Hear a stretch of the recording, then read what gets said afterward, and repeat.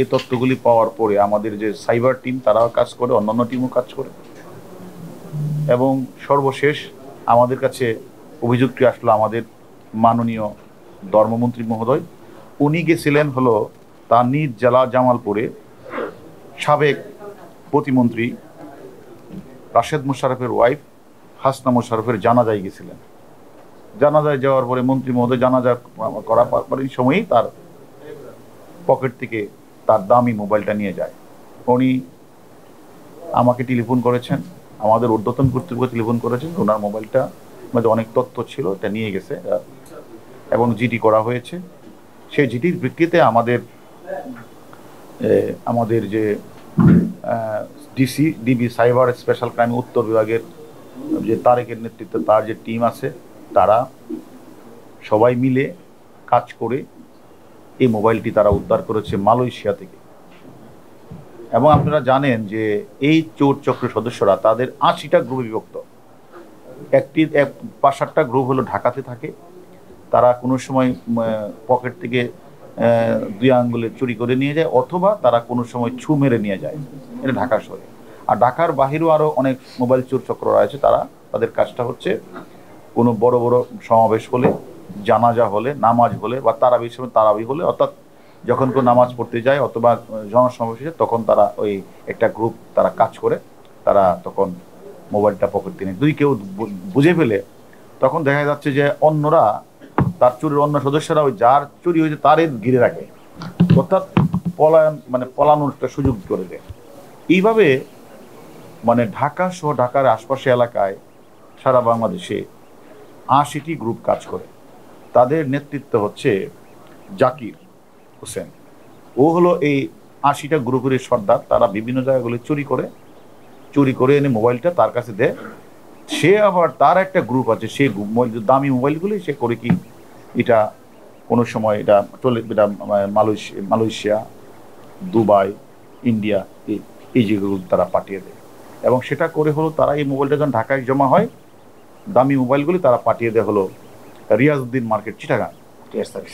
হ্যাঁ, কুরিয়ার সার্ভিসের মাধ্যমে তারা ওই রিয়াজউদ্দিন মার্কেটে আরেকটি চক্র আছে, সেই চক্রের কাছে পাঠিয়ে দেয়। তারা আবার এটা মালয়েশিয়া, ইন্ডিয়া, দুবাই পাঠিয়ে দেয়। এবং এইরকমভাবে তারা এই কাজটা বহুদিন ধরে করে আসছে। যে মোবাইলটাতে মোবাইলটা লক করা থাকে ম্যাক্সিমাম, যদি লকটা যেটা খুলে ফেলে, তারা হয়তো কয়েকবার চেষ্টা করে যদি লকটা খুলে ফেলে অথবা আইএমই নাম্বার যদি থাকে, তাহলে তারা করে কি এটা একটা বেশি দামে বিক্রি করে। আর যেটা লক খুলতে পারে না, এটা একটা কম দামে তারা বিক্রি করে দেয়। এইভাবে আমাদের বিশেষ করে আমাদের ওয়েব বেসড ক্রাইম ইনভেস্টিগেশনের টিমের ইনচার্জ এডিসি আশরাফুল্লাহ, ও এরকমভাবে এর আগেও সে প্রায় ২০-৩০ জন চোরকে তারা ধরেছে, প্রায় শতাধিক মোবাইল উদ্ধার করেছে।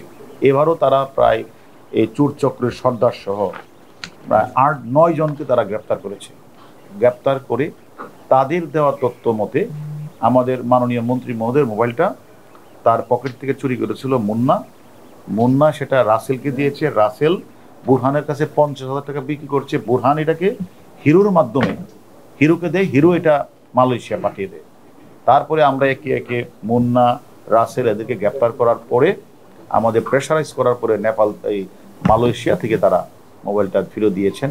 এবং এরকমভাবে তারা ভিআইপিদের টার্গেট করে অথবা আমলা বা সরকারি কোনো কর্মকর্তা যারা হয়তো কোনো সময় জানাজায় যায়, কোনো সময় তারা বিভিন্ন সামাজিক অনুষ্ঠানগুলিতে যায়, অথবা রাজনীতিবিদ হলে তারা যখন অনেকে আছে যারা মিছিল মিটিংয়ে যায়, এইগুলিতে তারা উৎপেত থাকে।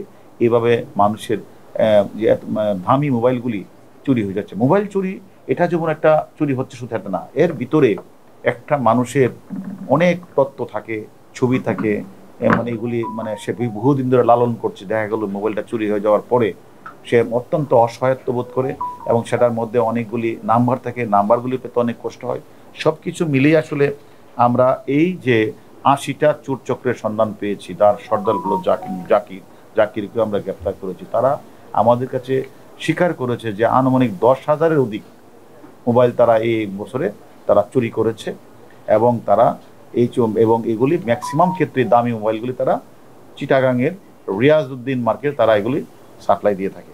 এবং আমরা এদেরকে এরা কোথায় কোথায় তাদের ঢাকা শহরেও কোন কোন জায়গায় তাদের মার্কেট আছে সেটাও আমরা তাদের নাম্বার পেয়েছি, সেগুলি আমরা খোঁজখবর নিচ্ছি। পাশাপাশি রিয়াজউদ্দিন মার্কেট এলাকার নিয়ম তাদের খোঁজখবর নিচ্ছি।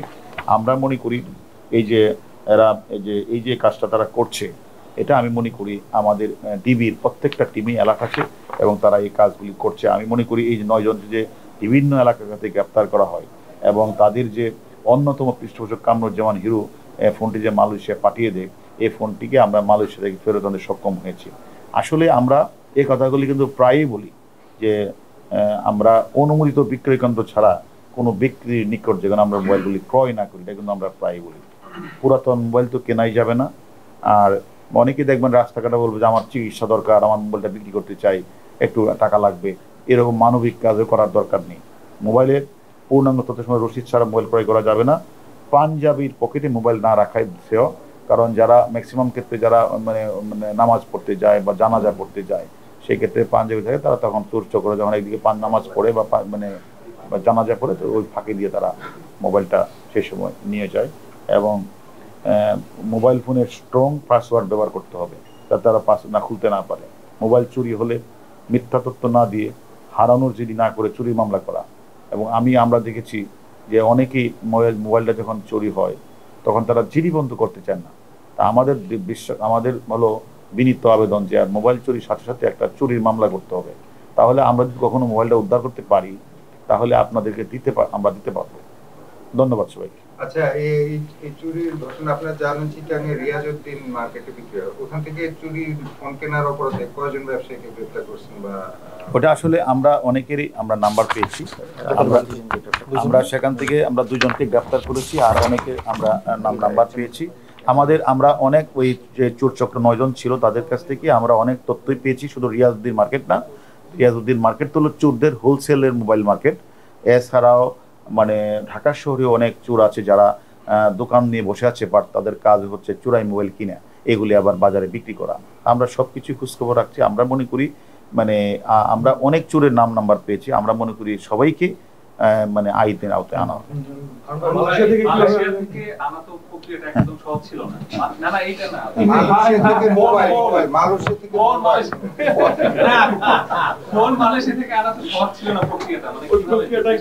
এটা দেখেন, আমরা তো আসলে প্রেশারাইজ।